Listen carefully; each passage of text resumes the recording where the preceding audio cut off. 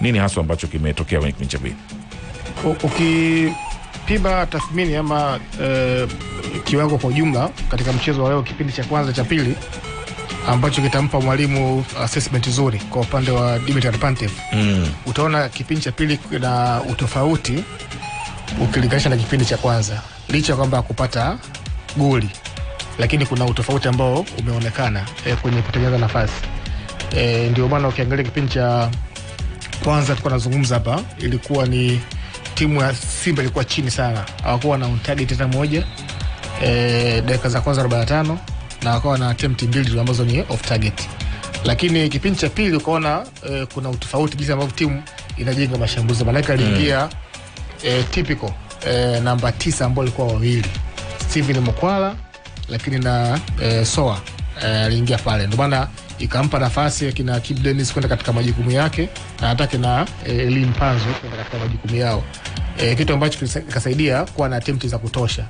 Uliona on target moja ambao alipata kwa upande wa Elim Panzo kabla kutoka, ambayo ilikuwa ni hatari zaidi, ambayo kipindi cha kwanza kipatikana, na wakashambulia sana kipindi cha pili. Kwa hiyo unaweza ukarate kwamba kipindi cha pili Simba walifanya mashambulizi ama walijenga mashambulizi ya kutosha ukilinganisha na kipindi cha kwanza, though hawajapata goli. Kwa hiyo katika upande wa tathmini ya mwalimu itampa picha pa kuanzia ni sehemu gani, na ndio maana kuna muda kwa upande wa Nsingizini ni kama waliamua sasa wakae nyuma zaidi, na hasa katika kipindi cha pili katika dakika za mwisho, kwa walikaa chini zaidi, wakawa nakabia katika mstari wa chini ile low block, na ndio maana kuna muda akipata mpira wana pa kupeleka. Ni kama kuna muda kwa anatamani ile slow iwe kwa upande wa mechi yote kwa jumla. Wakati sasa wao Nsingizini wanafanya mashambulizi ya kushtukiza, wakimtumia mshambuliaji mmoja katika eneo la ushambuliaji. Tofauti kipindi cha kwanza walikuwa na pishana. Cha pili kwa tofauti kidogo, kuna muda akawa anaona Simba kwa na push mashambulizi kwamba muda huu kama sio muda fulani goli litapatikana. Na mimi kiujumla mechi yote naipima kwamba timu zote walifanya kazi kubwa sana. Wale Nsingizini nimeelewa kwa nini kipindi cha pili dakika za mwisho wakawa wanafurahia ama wanashangilia wenyewe, wana kujipongeza kwa sababu nao ni hatua ambayo wamepiga. Unajua Nsingizini msimu uliopita walishiriki kombe la shirikisho. Ndio. Na walikuwa na Simba huko. Na walishia hatua ya awali kabisa. So ya pili ya awali. Tena walitolewa kwa kipigo cha dhahama kubwa. Waliondolewa na Stellenbosch. Kwao walifunga magoli 3. Ndio. Wakaenda ugenini wakafunga magoli 5. Kwa hiyo jumla kaondoshwa kwa jumla magoli 8. Safari hii wakapiga stage moja kwa hatua moja, walivuka hatua moja. Ligi ya Bingwa, na safari katika Ligi ya Bingwa wameenda katika hatua ya pili. Sio ya kwanza. Maana ya kwanza walivuka kijingi. Kwa hiyo unaweza kuona kwa upande wa Nsingizini kama una cha kuwadai, maana yake wamepiga hatua moja. Msimu uliopita shirikisho wakatoa hatua ya awali, msimu huu Ligi ya Bingwa, michuano mikubwa katika ngazi ya vilabu kwa upande wa Afrika, na wamepiga hatua moja kwenda katika hatua ya pili. Simba wao nafikiri kwa upande wao wameset standard katika hii michuano.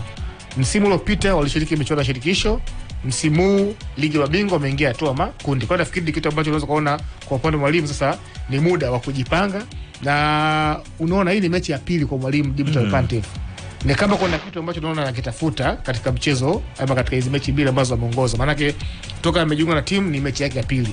Mechi ya kwanza uliona na mechi ya pili kuna tofauti. Mechi ya pili alifanya yale mabadiliko ya wachezaji watano. Ndio. Walioanza mechi ya kwanza na pili tofauti. Kwa mfano mechi hii katika watano ambao walianza mechi ya leo, mechi iliyopita kuanza unamkuta hapo Shamukara Bwe, ambao mechi iliyopita alianza Nangu. Utamkuta hapo Yusuf Kagoma, ambaye mechi iliyopita alianza Nabi Kamara kama kingo wa chini. Utamkuta Kibu mechi iliyopita kuanza, akaanza Kidanilo Maema, Morris Abraham kuanza mechi iliyopita. Kwa hiyo unaona kila mechi amekuwa anafanya ile rotation ya kutafuta kikosi ambacho kitakuwa cream kwa upande wake. Ndio maana leo unaweza kuona kwa mara ya kwanza namtumia Alassane Kante ambaye ametoka kwa majeraha, lakini leo hii kipindi cha pili anacheza baadaye na double striker washambuliaji wawili. Kipindi cha kwanza alikuwa na force number 9 kama Kibo anaingia kati, lakini kipindi cha pili ameingiza washambuliaji wawili kwa pamoja, kitu ambacho mechi iliyopita alianza na single striker na baadaye kaingia tena mshambuliaji mwingine. Kwa nafikiri kitu ambacho kuna kitu ambacho mwalimu anakijenga hapa, na inawezekana katika hatua makundi kaja na ile picha ya utofauti. Force number 9 Mpoma.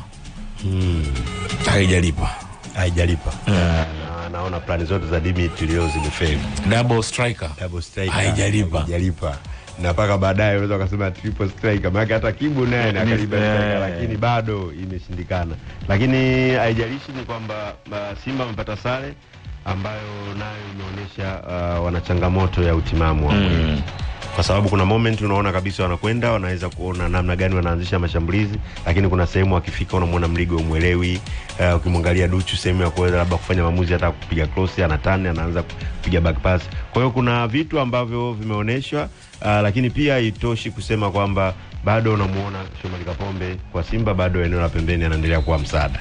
Kwa sababu leo kuna moment unaziona kabisa, unaona kama uwepo wa Kapombe ungekuepo, pengine tungeona cross nyingi zinatiririka na pengine au nafasi nyingi. Kwa sababu hata angalia mechi zote tangu wameanza na Gaborone, Kapombe ndo alikuwa anatoka pembeni anapiga cross, wanapata goli.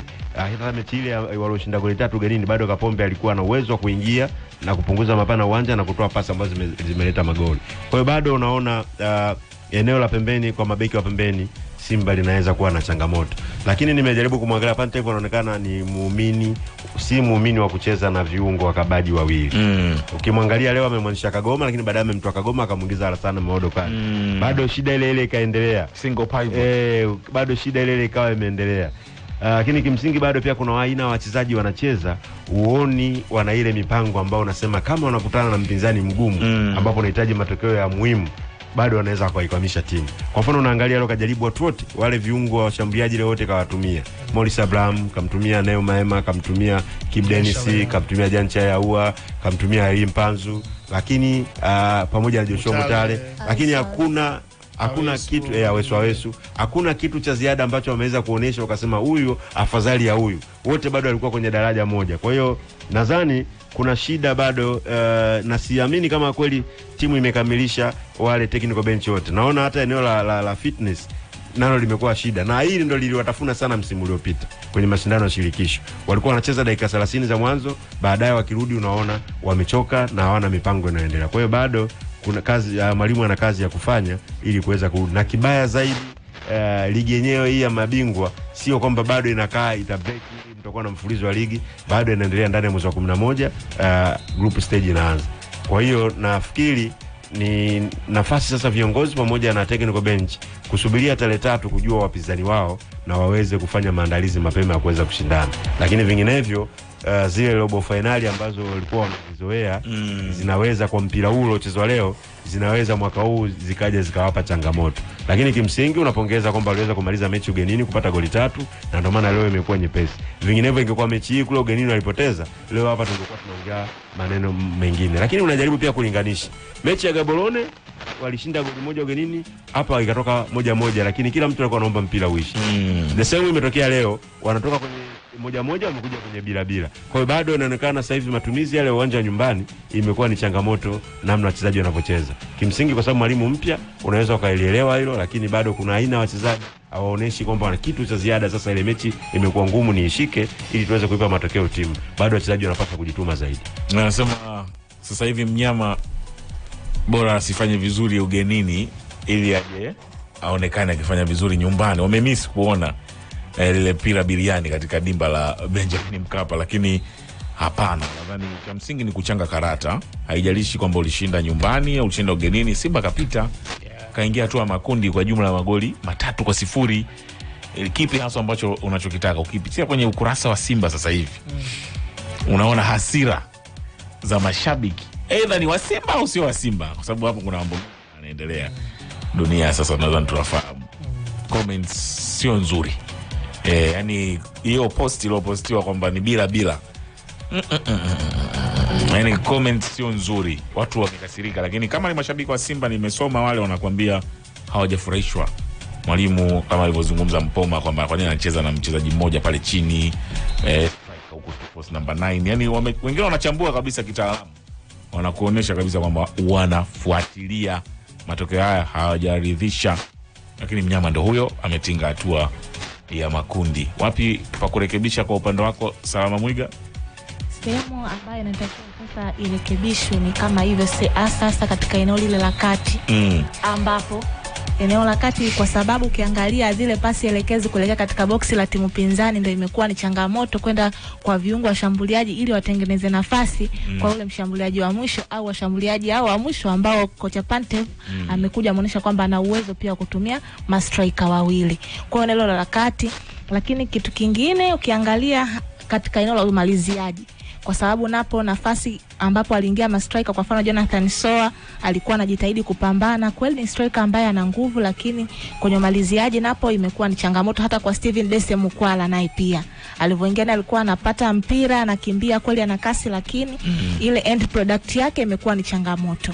Lakini kitu kingine cha kukirekebisha ukiangalia haswa kwa hawa mafullback ambao walikuwa wameanza leo, unaona vile kutanua mapana ya uwanja kama ilivyoeleka kwa Simba, njia kuu ambayo wamekuwa kitumia kupeleka mashambulizi kwa kutumia mafullback wao ambao watakuwa wana overlap kutanua mapana ya uwanja.